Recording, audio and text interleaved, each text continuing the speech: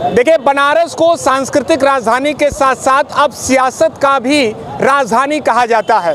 2024 मुकाबला बेहद दिलचस्प है। प्रधानमंत्री मोदी के खिलाफ अजय राय इंडिया गठबंधन के प्रत्याशी होंगे, ये तय है। अजय राय वाराणसी में लगातार प्रचार कर रहे हैं, कुछ ही दूरी पर उनका घर भी है। और हम बनारस वालों से जानने का प्रयास कर रहे हैं कि बनारस की जनता ने क्या विचार कर लिया है, क्या सोच लिया है। रहने वाले यहाँ के स्थानीय लोग हैं, हम उनसे बात करेंगे। वैसे तो इस समय होली का मिजाज है, चुनाव मिजाज को लेकर बनारस क्या सोच रहा है? अब होलियाना मिजाज में कुछ कह दिया जाएगा जी कि आंधी आवे बैठ गया बाबा। अब वो डमी कैंडिडेट जब दे ही दिया है तो काशी अब डमी कैंडिडेट है। 2 बार हार चुके हैं, आप जान ही रहे हैं। विधानसभा भी हारे हैं, लोकसभा भी हारे हैं। यहाँ अब बड़े शहरों को लाना चाहिए था, पूरे पूर्वांचल को कवर करते आप, तो सिर्फ डमी कैंडिडेट देना, हर जगह अमेठी छोड़ देना, मतलब आप जनता जान रही है कि आप कुछ हैं, आप लड़ाई से बाहर हो चुके हैं, तो आप सिर्फ डमी कैंडिडेट दे दिए हैं। आप क्षेत्रीय नागरिक होने के नाते, अजय राय जी हमारे मोहल्ले के ही छेदगंज वार्ड से ही बिलोंग करते हैं, तो हम लोग मोहल्ले के नाते भी हम लोग भाई जान रहे हैं कि वो डमी कैंडिडेट हैं। बताइए, जो पहले से जानता है कि वो डमी है तो कहाँ वोट दे पाएगा हमको। चलिए हम और लोगों से पूछते हैं। आप तो सीधे कह रहे हैं, लंबा राजनीतिक अनुभव रहा होगा आपको क्या लगता है अब मुकाबले में कौन है आगे, कौन है पीछे? आगे पीछे की बात नहीं है, लड़ाई बहुत दिलचस्प होगी बनारस। दिलचस्प होगी 101% दिलचस्प होगी। इसलिए कि अजय राय पहले भाई ठीक है, कांग्रेस से एक सिंबल पे लड़ते थे, अब कांग्रेस का उतना वोट नहीं रह गया है, लेकिन सपा ने दूसरे स्थान पे अपनी जो है व्यवस्था दी थी पिछले चुनाव में। तो अगर उस मैच से देखा जाए तो मुख्तार अंसारी वगैरह भी जो इस तरह के जो माहौल चल रहे हैं, मुख्तार अंसारी भी नहीं लड़ रहे हैं, तो इन सारे अगर वोटों को जोड़ा जाए तो बहुत कांटे की टक्कर होगी। एक और बात हम आपको बता दें कि आज जब वो वाराणसी पहुंचे तो समाजवादी पार्टी और कांग्रेस पार्टी दोनों पार्टियों के कार्यकर्ता मौजूद थे। शक्ति प्रदर्शन हुआ, यानी कि एकजुटता का संदेश दिया गया। चलिए, जो लोग हैं वो भी उनसे हम बात करेंगे। आप भी पास के ही रहने वाले हैं, क्या सोच रहे हैं? बनारस क्या सोच रहा है? नहीं, देखिए, ऐसा है कि हम लड़ेंगे किसके खिलाफ। यहाँ 2014 से और 19 में प्रधानमंत्री मोदी जी जो है यहाँ चुने गए सांसद, तो इंडी गठबंधन को एक ऐसा प्रत्याशी देना चाहिए था कि कम से कम एक नेम और एक फ्रेम होता, ताकि अगर उसमें हार भी होती तो एक मैसेज जाता कि हम उनके खिलाफ स्ट्रांग लड़े। अजय राय जी यहाँ से लड़े हैं, 2 बार लड़े हैं, दोनों बार हारे हैं, पर मुझे नहीं लगता कि कोई स्ट्रांग। सभा चुनाव में उनकी 3 बार हार हुई। हाँ, 3 बार लड़े हैं, तो हाँ, तो मुझे नहीं लगता कि बहुत स्ट्रांग मैसेज वो देने में सफल हो पाएंगे। अगर यहाँ से कोई एक बड़ा नेता, विपक्ष का एक बड़ा नेता यहाँ से अगर लड़ा होता तो शायद एक मैसेज देने का जो एक प्रयास होता वो सफल होता। विपक्ष का बड़ा नेता लड़ा होता तो मैसेज देने का प्रयास होता। ये है बनारस के। आपको क्या लगता है, बनारस इस बार किसके साथ स्थानीय नेता हैं अजय राय? भारतीय जनता पार्टी के साथ। भारतीय जनता पार्टी के साथ सोच लिया है? सोच लिया है। लड़ाई में कहाँ पर है अजय राय? कहीं नहीं है। कहीं नहीं। चलिए, और लोगों से भी हम बात करते हैं। देखिए, बनारस का यह मिजाज है, बनारस का यह अंदाज है कि कहीं ना कहीं चुनावी माहौल, खासतौर पर बनारस अपने ही अंदाज में उसको जीता है। देखिए, हम बात कर रहे हैं, कोई आप अपनी विचारों को रखिएगा। देखिए, शानदार तरीके से आज अजय राय जी का स्वागत भी हुआ है। आपको क्या लगता है मुकाबले में वो कहाँ पे? जी हाँ, बहुत बढ़िया लड़ेंगे, अच्छा लड़ेंगे, और हर बार 4थी बार लड़ने जा रहे हैं और हर बार अच्छा लड़े हैं। और जहाँ तक आपने कहा कि मैंने मानिंद व्यक्ति, ये मैंने बड़ा चाहिए, फेम चाहिए था, तो बड़ा फेम ये कि 3 बार विधायक रहे कुलसला से। उसके बाद 2000 कुल 5 बार रहे हैं, कुलसला से विधायक रहे हैं। और फिर उसके बाद इसके पहले भी लड़े थे, अच्छा वोट पाए थे। केजरीवाल भी लड़े थे, 14 में लड़े थे। उसके बाद भी 1.25 लाख के आसपास वोट जो उनको मिला था, 1.25 लाख वोट मिला था। इस बार इंडिया गठबंधन है, दोनों वोट मिला दीजिए तो बहुत अच्छा लड़ेंगे, जबरदस्त टक्कर देंगे, बहुत अच्छा लड़ेंगे। एक और बात हम आपको बता दें, आप दर्शकों तक यह जानकारी होगी ही कि भारतीय जनता पार्टी में भी रहे हैं, भारतीय जनता पार्टी के सिंबल पर वो विधायक भी रहे हैं, और भारतीय जनता पार्टी से जब वो बागी हुए तब उसके बाद भी वो विधायक रहे और उसके बाद उनकी हार हुई है। कुलसला से रहे हैं विधायक। किसके उलट? भारतीय जनता पार्टी के सिंबल में चुनाव लड़े हैं वो, कुलसला से। हाँ, जब भाई वो पार्टी के पुराने कार्यकर्ता हैं पुराने बांड भी तो कमाल करेगा जो सुप्रीम कोर्ट ने कहा है। बांड कमाल बिल्कुल, आप देखिएगा पूरे हिंदुस्तान में बांड कमाल करेगा। चुनावी चंदा का मुद्दा क्या लगता है? जनता जानती है चुनावी चंदे का क्या जवाब दे चुकी है सरकार, और आगे सामने जनता भी जवाब देगी, और 10 लाख मतों से अब की बार 400 पार का जो नारा दिया है वो पूर्ण होगा और जनता देखेगी। देखिए, जब हम लोगों ने भी अजय राय से बात की, उनका कहना है कि स्थानीय मुद्दे हों। आप रोपवे दे रहे हैं शहर में, जबकि इसको मेट्रो की ज़रूरत है।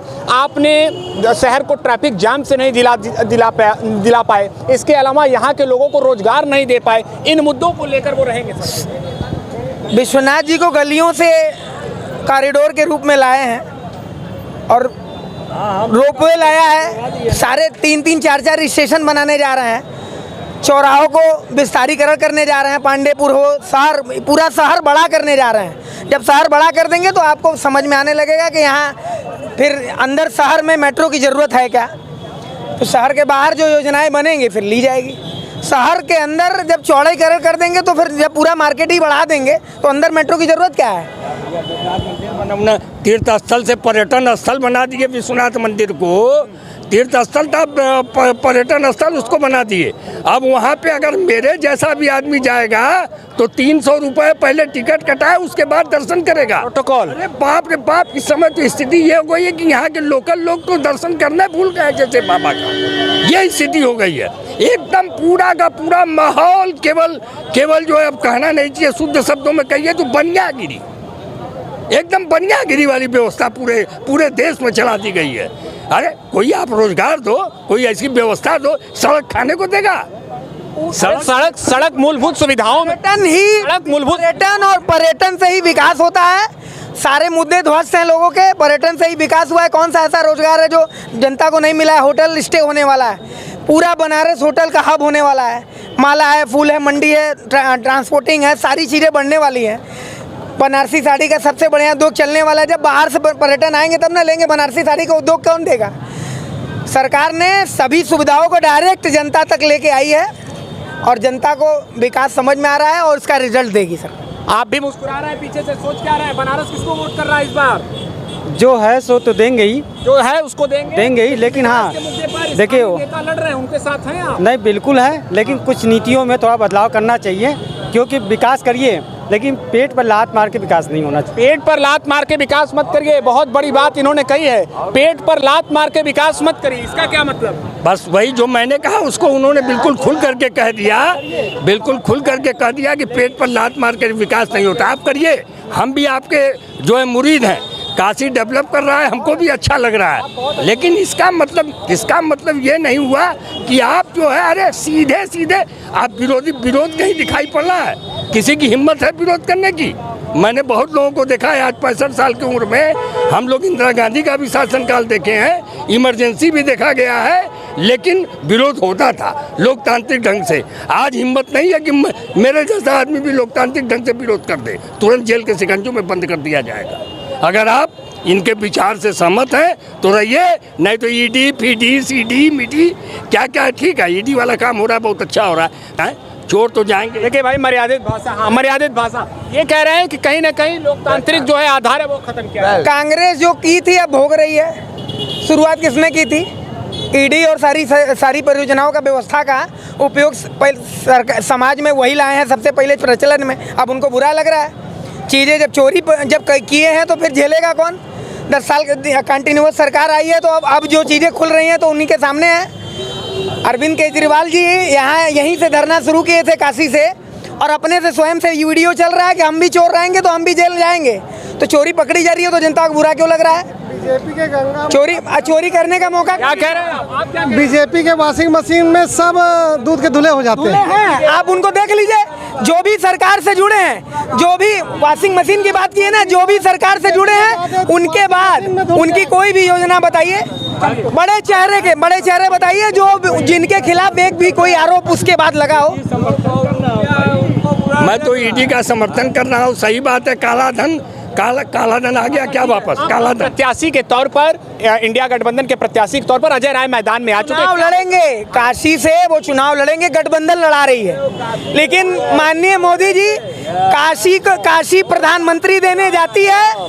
बस ये सोच जनता काशी नहीं है। गंगा माई उनको यहाँ पैदा की है, गंगा माई उनको नहीं बुलाती है, गंगा माई पैदा करती है। बनारस के DLW में प्रधानमंत्री जी मन से घोषणा करके गए कि शिक्षा मित्रों की समस्याओं को 3 महीने में सुलझाएंगे। आज 6 साल बीत गया, भूल गए। सबका साथ सबका विकास करने वाले शिक्षा मित्र 10,000 लोग मर गए, लेकिन प्रधानमंत्री जी को जू नहीं लग रही। ऐसा झूठा प्रधानमंत्री कभी नहीं देखा। अरे रुकिए, हम और लोगों से बातचीत करते हैं सीधे। इनका कहना है, आपका कहना है कि लड़ेंगे, लेकिन कहीं ना कहीं उनका जो वोट प्रतिशत होगा वो ज्यादा होगा, कम होगा, ये बता दीजिए।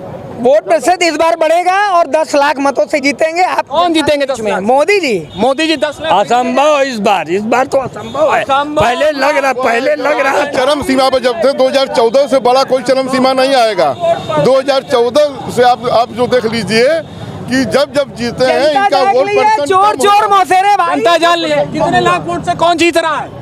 अब ये तो अंदाज नहीं लगा सकते, लेकिन जीतेंगे जरूर, क्योंकि एक नेतृत्व क्षमता उनके अंदर है। अच्छा, तो पिछले बार से वोट प्रतिशत बढ़ेगा कि कम? बढ़ना है, बिल्कुल बढ़ेगा। आपको क्या लगता है? बढ़ेगा वोट, बढ़ेगा। ऐसे में जनता जो है चुनावी अगर बात कर लें 2024 को लेकर, तो वो पूरी तरीके से तैयार है। साफ कहना है कि जो इनके हक की बात करेगा, जो इनके अधिकारों के लिए रहेगा, उनको इनका समर्थन होगा।